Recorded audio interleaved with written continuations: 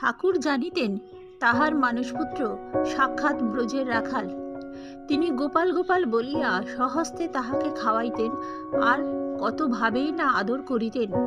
অপরের অন্যায় দেখলে ঠাকুর শাসন করিতেন, কিন্তু রাখালের অবাধ্যতায় বিরক্ত না হইয়া বরং আনন্দ করিতেন।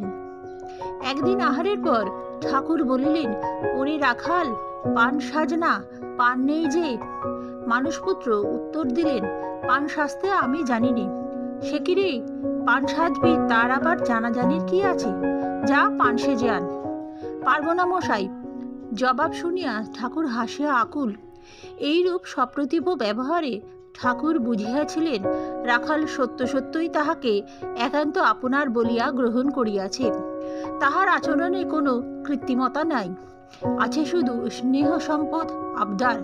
কিন্তু ওইরূপ ক্ষেত্রবিশেষে তাহার ব্যবহার ঠাকুরের কৌতুক উদ্দীপিত করিলেও রাখাল যে সততই শাসনের অতীত ছিলেন তাহা নয়। একদিন কালী মন্দির হইতে প্রসাদী মাখন আসিয়াছে।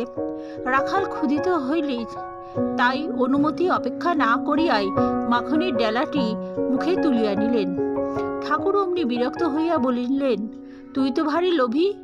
এখানে এসে কোথায় লোভ ত্যাগ যত্ন করবি, তা না করে আপনি নিয়ে খেয়ে নিলি।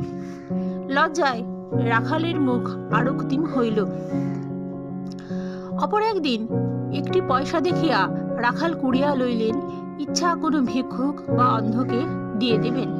তিনি ঠাকুরকে সরলভাবে সব কথাই জানাইলেন, সুতরাং ইহাও নিবেদন করিলেন। ঠাকুর কিন্তু শুনিয়াই ভৎসনা সুরে বলিলেন, যে মাছ খায় না সে মাছের বাজারেই বা যাবে কেন?